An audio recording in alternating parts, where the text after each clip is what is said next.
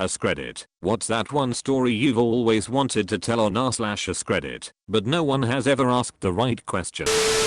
A friend from grad school had previously been a skydiving instructor in Colorado and had jumped more than 600 times. One of these times, he, for some reason, had his wallet in his suit and it fell out. Fell to earth somewhere. He figured this sucks, but oh well. Absolutely no chance of finding it. Separately, a man in rural Colorado was found murdered. Turns out in their remote cabin where he lived with his daughter, he had been sexually abusing her, and she finally had enough and killed him. The police searched the house and all of his property, and found my friend's wallet in the trunk of his car. Police thought to themselves, fucking idiot murderer left his wallet in this dude's trunk, damn easiest arrest ever. Friend had a super believable alibi of couldn't have been me, officer. Actually that wallet fell out of my pants while I was skydiving. I accidentally stole a car. I had just gotten off work. I was working 2 jobs at the time and I got barely any sleep. I walked out and got into my car, started it up and started driving home. I didn't realize something was wrong until I couldn't find my aux cord, and then I started realizing that there were things in the car that were not mine, like the child seat in the back. I was an 18-year-old with no kids. I flip a U-turn and bust ass back to work to hopefully get the car back before its owner notices it's gone. I didn't. Cops were there and I was very quickly arrested. Owner dropped charges only after 3 things were done. 1. I showed my keys unlocked and started her car. Then pointed to my car, which was the same model, color, and year. 2. One of my co-workers vouched for the fact that the customer parked in the spot I almost always parked in.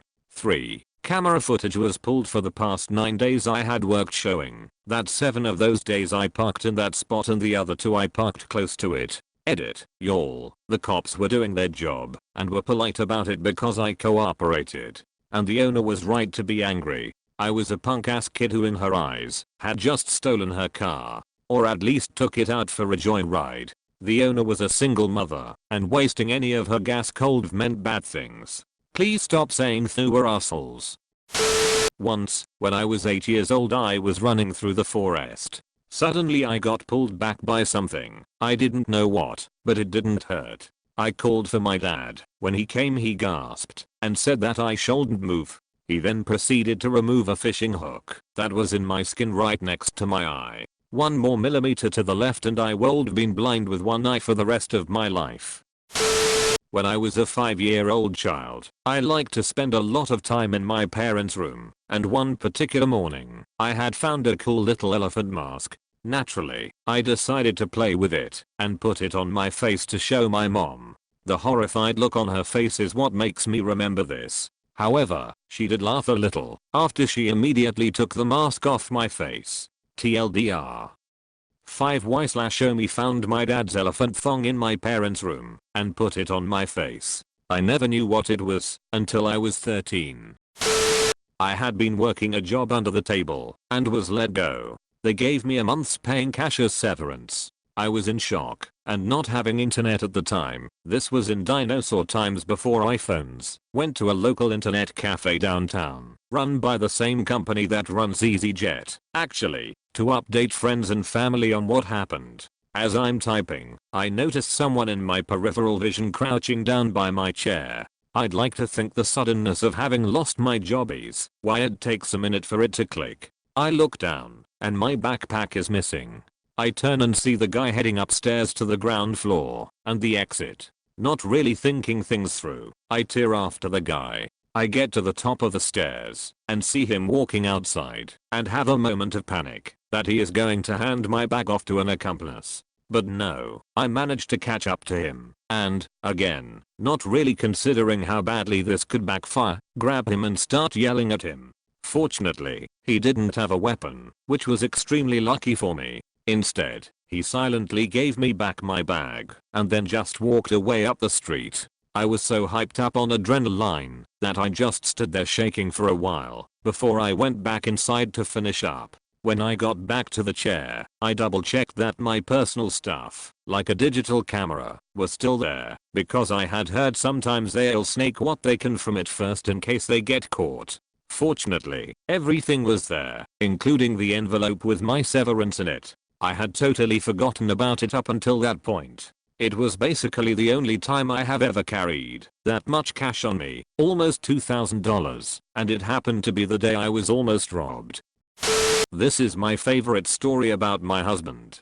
For a little bit of context, my husband went to an Ivy League school. He's usually a very smart dude. He and I take turns picking TV shows to binge on. Me, I want to pick Law and Order, SVU, Special Victims Unit, for my next show. Him, I don't know, it's not really my thing. Me, what? You love crime shows? Come on, I love SVU. It's one of my favorite shows ever. Him, completely incredulous, really? I've only seen one episode, but it was really weird. He eventually capitulated, and we started watching SVU. A few episodes in, he admits that he's enjoying it, and that it wasn't what he thought it would be like. We watch a few seasons, and finally get to an episode that starts like this, paraphrasing. Lady, I need to report a crime. My daughter's been raped. She's pregnant. Detective Stabler, how old is your daughter? Lady, she's 22.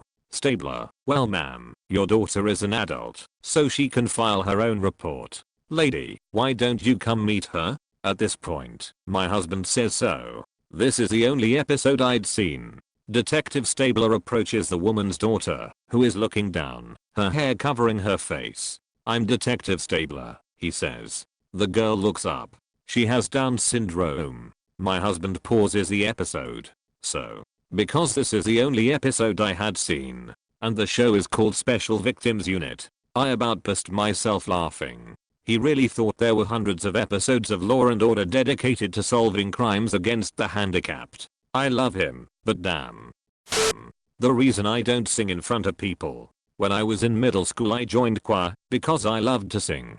During rehearsals for one of our big showcases the choir teacher pulled me aside and asked me if I could mouth the words to the songs instead of actually singing. My heart broke. I dropped the class and I joined art. Frick you Mr. Martin. So my family used to do a shit ton of road trips. We would drive about 14 hours every major holiday to see family. On the way there is this wonderful Italian restaurant. Amazing food, but the portions are always so huge that we never finish the food. Well, we had leftovers on the drive home, and my sister decides she was hungry. Also she wasn't wearing pants. Don't remember why not, but she wasn't. Well, she was hungry, so she decided to eat some of the leftovers. What does she do? She goes and spills the entire carton of leftover pasta onto her underwear. We all start screaming because we have nothing to clean the pasta up with, so my sister decides to use her underwear to clean up the spaghetti. Well, now we have spaghetti in underwear, which isn't very helpful. So, what do we do with the spaghetti underwear? We throw it out the window. The underwear hit a car and splatters the windshield with spaghetti. I'm really glad we don't go on many road trips anymore.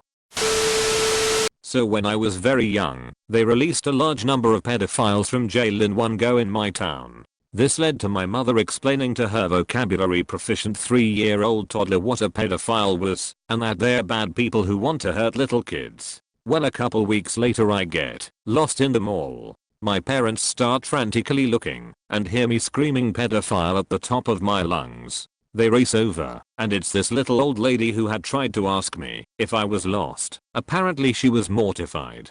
It's been 24 years, and it's still brought up at family functions. Update, they got released to being done their sentence, or out for good behavior or whatnot. You surprisingly can't keep people in jail past their time. Who knew?